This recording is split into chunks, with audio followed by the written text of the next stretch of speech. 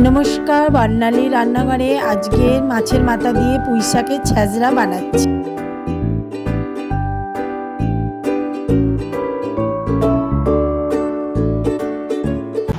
মাছের মাথাটা ভেজে নেওয়ার জন্য আমি কড়াইয়ে তেল দিয়ে দিলাম।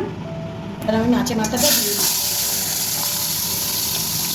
দিয়ে ভেজে নেব। একদিক হয়ে গেছে, আর একদিক আমি ভেজে নেব, তার জন্য আমি চাপা দিয়ে দিচ্ছি। এখানে মাছের মাথাটা আমার ভাজা হয়ে গেছে।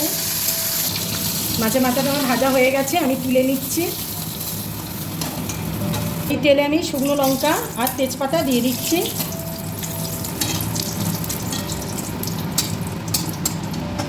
দিয়ে আমি রসুনটা দিয়ে দিলাম।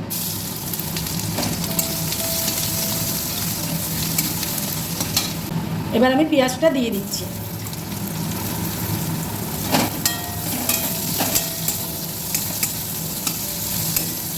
পেঁয়াজটা একটু ভেজে নেব, নিয়ে আমি সবজিগুলো দিয়ে দেবো। একটু ভেজে নিলাম, নিয়ে এবার এখানে আমি আলু, পটল আর ডাঁটাটা দিয়ে ভেজে নেব, ভাজা ভাজা করে নেব।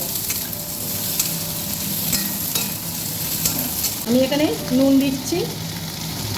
নুনটা তোমাদের পরিমাণ মতন তোমরা দেবে। মিশিয়ে নিচ্ছি।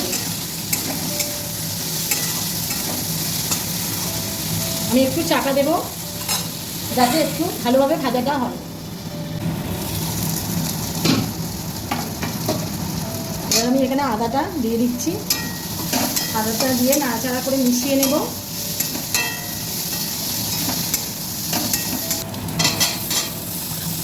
কুমড়োটা দিয়েও ভালো করে মিশিয়ে একটু ভাজা ভাজা হবে। এবার আমি কিন্তু শাকটাও দিয়ে দিচ্ছি, পুঁই শাকটা।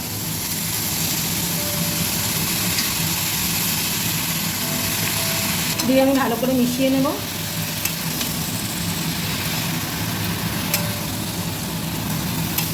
আমি এবার এখানে মশলা দিচ্ছি, পরিমাণ মতন হলুদ, ধনে জিরে গুঁড়ো দিচ্ছি। পরিমাণ মতনই দেবে তোমরা, তোমাদের পরিমাণ মতনই যতটা লাগবে ততটা দেবে। আমি এখানে গুঁড়ো লঙ্কা দিয়ে দিলাম। দিয়ে ভালো করে মিশিয়ে নেব।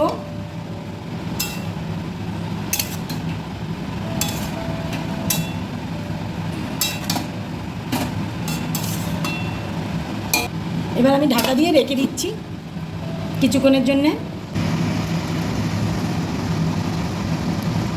কতটা জল বেরিয়েছে দেখুন। এবারে এতে মাছের মাথাটা আমি দিয়ে দিচ্ছি। মাছের মাথাটা দিয়ে আমি একটু পরিমাণে জল দেবো, কারণ জল তো এমনি বেরিয়েছে, আর একটু দেবো কারণ ডাঁটাগুলো সিদ্ধ তো হবে, ওই জন্য।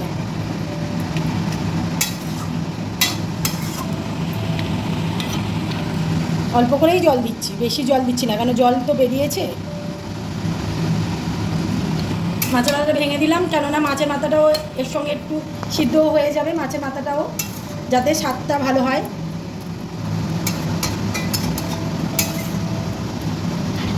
নাড়াচাড়া করে এবার এখানে আমি একটু চিনি দিচ্ছি। তোমরা চিনি দিতেও পারো, নাও দিতে পারো, কিন্তু দিলে পরে ভালো লাগবে। অল্প করেই দিয়েছি, স্বাদটা যাতে ভালো হয়। দিয়ে আমি ভালো করে মিশিয়ে নিচ্ছি।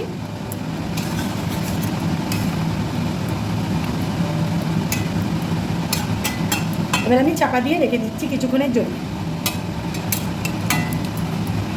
যাতে ডাঁটা আলু সব সিদ্ধ হয়ে যায়, তো তাই জন্য।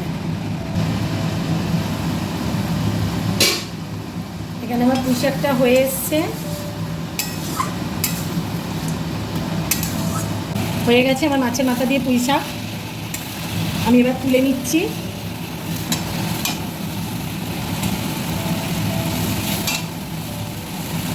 রেডি হয়ে গেল পুঁই শাক দিয়ে মাছের মাথা দিয়ে ছ্যাঁচড়া। রেসিপিটা ভালো লাগলে লাইক করবেন, সাবস্ক্রাইব করবেন, বেল আইকনটা ক্লিক করবেন, অনেক অনেক শেয়ার করবেন। রেসিপিটা ভালো লাগলে অবশ্যই কমেন্ট করে জানাবেন। ভালো থাকুন, সুস্থ থাকুন, ধন্যবাদ।